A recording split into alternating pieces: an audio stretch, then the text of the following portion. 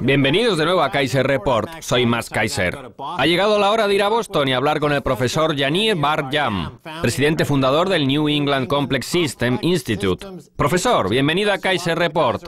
Hola Max, encantado de estar aquí. Bien, profesor, quiero comentar que leí su informe y creo que es extremadamente importante que la gente le eche un vistazo. Usted ha informado sobre las crisis alimentarias, validación predictiva de un modelo cuantitativo de los precios de los alimentos, incluyendo especuladores y conversión de etanol. Ha observado todas las causas posibles del aumento de precios de los alimentos. Díganos qué factores eliminó usted como causantes del aumento de precios. ¿Cuáles fueron los causantes según su modelo? En general, ya se ha demostrado que no es posible la idea de que la oferta y la demanda puedan explicar el aumento de precios. Hay dos factores muy importantes. Uno de ellos es el factor de la oferta y la demanda de la progresiva transformación de maíz en etanol, y la otra es el efecto de la especulación en los mercados de materias primas, que llegó tras la desregulación del mercado de materias primas a partir del 2000. Esos son los dos factores. La transformación de maíz en etanol ha sufrido un rápido y suave aumento de precios que comenzó en 2006, y la especulación ha supuesto unos máximos muy marcados en el periodo 2007-2008 y en el periodo 2010-2011. Ese es el análisis al que hemos llegado en ese artículo. Entonces, profesor, usted está hablando de la desregulación del año 2000. Así que se refiere a la Ley de Modernización de Futuros de Materias Primas. Esa ley, que llegó prácticamente al final de la administración Clinton, básicamente legaliza una porción de las transacciones financieras de la economía que anteriormente se clasificaban como un mero juego. También ha mencionado los términos oferta y demanda. Y tradicionalmente la oferta y la demanda son los conductores de toda la economía. Existen compradores y vendedores que se encuentran en el mercado y aceptan mutuamente un precio. Pero a partir del 2000 han construido una economía más orientada a los sistemas y requieren del tipo de trabajo que usted realiza. De análisis de sistemas complejos, para comprender qué es lo que pasa. Porque, según ha descrito usted, los precios de los alimentos se refieren a múltiples capas con una complejidad de derivados, de apuestas sobre lo que ocurre, de la financiación y las transacciones, y al final el propio mercado se ha convertido en algo muy distinto de los últimos 20 años, de lo que era hasta ese momento. ¿No es cierto? Puedo decir con seguridad que nuestra ciencia puede ser útil para comprender los mercados. Sin embargo, hay dos formas en que la ciencia de los sistemas complejos actúa o puede actuar. Una es mediante la intervención directa cuando las cosas no funcionan como debieran. Esto es parecido a las intervenciones tradicionales del gobierno para controlar el precio, etc. Algo que puede ser importante en algunas circunstancias, y cuando se forma con un análisis científico, entonces puede cuantificar el impacto de las decisiones políticas, lo cual naturalmente mejora la naturaleza de esas decisiones. Pero existe otro enfoque que es igual de importante, y es que una vez que se entiende el funcionamiento de los propios mercados, es cuando nos damos cuenta de que el funcionamiento efectivo del mercado depende de las estructuras que se han aplicado dentro de esos mismos mercados. Así que, en realidad, las regulaciones no son la antítesis del funcionamiento del mercado. En realidad, son una parte esencial para que el mercado funcione. Pero usted ha mencionado el asunto de la desregulación y el asunto de los derivados y todas esas cosas. Hoy día estamos en un momento en el que el concepto de desregulación es importante y ha afectado a las decisiones políticas de ambos partidos y nos ha conducido a una desregulación que ha socavado la estructura de los propios mercados. Así que durante el periodo de la depresión, tras la caída del 29 y también por otras razones, se implementaron las regulaciones que eran el marco bajo el cual funcionaban los mercados, como el marco de la banca, tanto para el mercado de materias primas como el mercado de valores. Y todas esas regulaciones cumplieron un gran papel para la economía y proporcionaron un enorme crecimiento bajo la efectiva estabilización del sistema de libre mercado. El reconocimiento de aquellas regulaciones o de otro tipo de regulaciones que crean un marco en el que tienen lugar estas actividades, como la estructura de un edificio, en realidad permite que el libre mercado funcione bien. Podemos combinar ambos enfoques, el del libre mercado y el de la regulación, y entonces veremos que en realidad no son contradictorios en absoluto.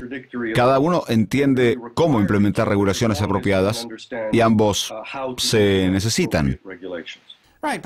Bien, profesor, parece increíble que en la discusión sobre la crisis comparada con la de los años 30, solo se habla de si debería haber o no gasto en el déficit. Pero parece que nadie habla del marco regulatorio que se creó en aquel entonces, que le dio el impulso a la recuperación. Y me parece que un marco regulatorio, como la ley Glass-Steagall, la Corporación Federal de Seguro de Depósitos, la ley de valores de 1933 y 1934, supusieron la clave de la recuperación definitiva. Quiero preguntarle algo respecto a los análisis de sistema. Si tengo un sistema muy complejo, un sistema de análisis nuevo, y por ejemplo ese sistema está relacionado con las unidades de riesgo, si añado una unidad de riesgo a ese sistema complicado, ¿estoy añadiendo complejidad de un modo lineal? ¿O estoy añadiendo riesgo a ese sistema exponencialmente? La respuesta es más sutil, porque no es ni lineal ni exponencial, sino que normalmente es una ley de potencias, y lo que esto significa es que en realidad aparecen eventos extremos que son más parecidos a lo que últimamente venimos llamando cisnes negros, que son mucho más probables de lo que pensamos si nos basamos en la distribución normal de los comportamientos. Y los sistemas complejos generalmente se caracterizan por tener una probabilidad muy alta de que ocurran eventos extremos como acciones colectivas, pánico, burbujas y otras cosas que implican a muchas personas o a muchos actores en un mismo evento. Bien, déjenme cambiar de asunto un momento, aunque no quiero interrumpirle y ahora continuaremos. En 2008 se interrumpió el sistema en todo el mundo, principalmente por la incapacidad de las distintas partes de obtener ganancias con sus apuestas en el mercado de los derivados. Como consecuencia entraron en acción los bancos centrales y añadieron con eficacia más liquidez y más dinero fiduciario, más complejidad al sistema con el programa de ayuda para la adquisición de activos ilíquidos y otros fondos y otras estructuras de deuda. Más capas de deuda, más capas de complejidad. Así que la pregunta es, 5 años después, ¿es el sistema más frágil y propenso a un colapso sistémico de lo que estaba en 2008? ¿Es más frágil o está igual?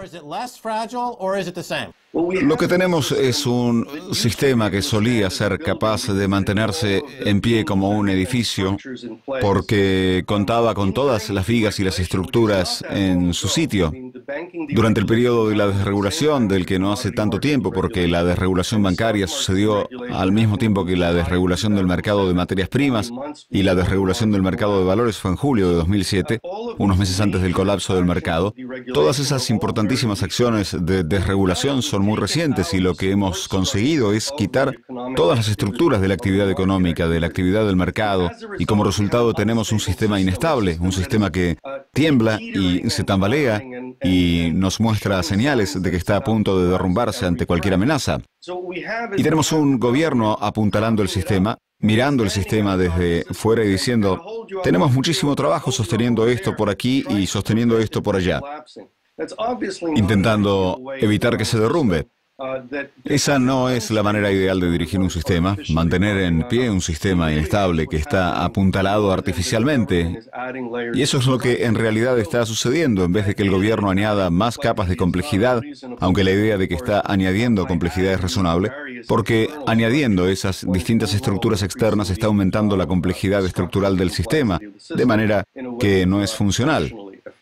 Cuando decimos el gobierno nos referimos a los tipos de Washington que están sosteniendo a los banqueros.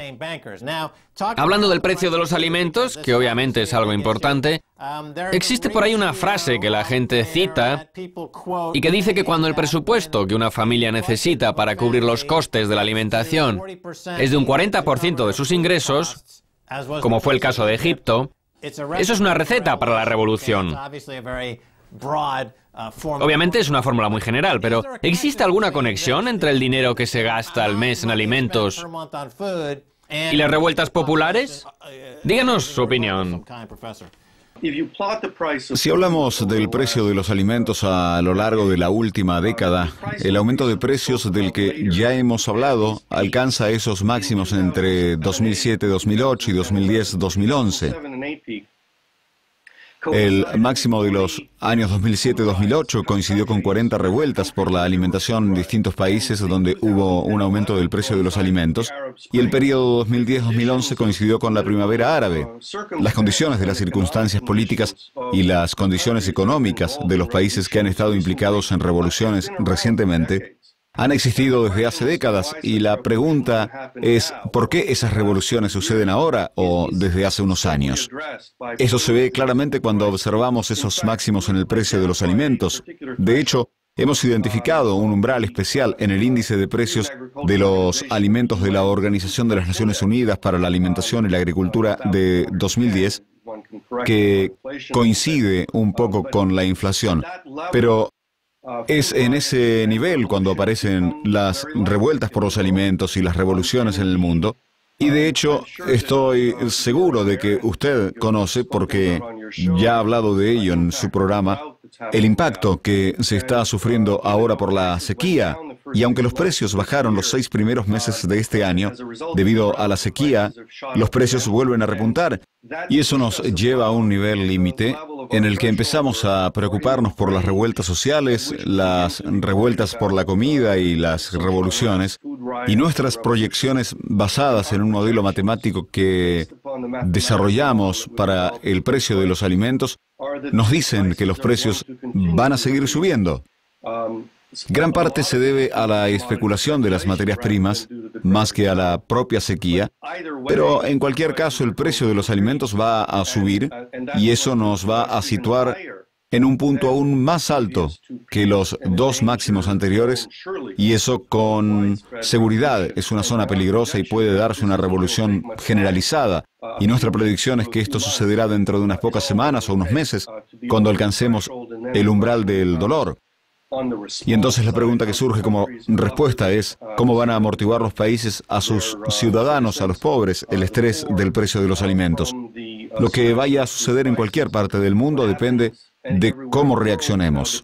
Existen muchas opciones políticas y si quiere le puedo hablar de ellas, pero también existen opciones en cada país que se basan en la intervención que puede realizar un país para proteger a sus ciudadanos del aumento de precios.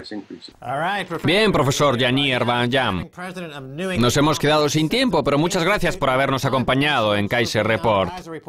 Ha sido un placer. Gracias, Max. Bien, eso ha sido todo por esta edición de Kaiser Report. Soy Max Kaiser, junto a Stacy Herbert. Quiero agradecer al profesor Yanier Bar-Yam, presidente fundador del New England Complex System Institute. Si desea enviarme un correo electrónico, hágalo a kaiserreport@rttv.ru. Hasta la próxima, Max Kaiser les dice adiós.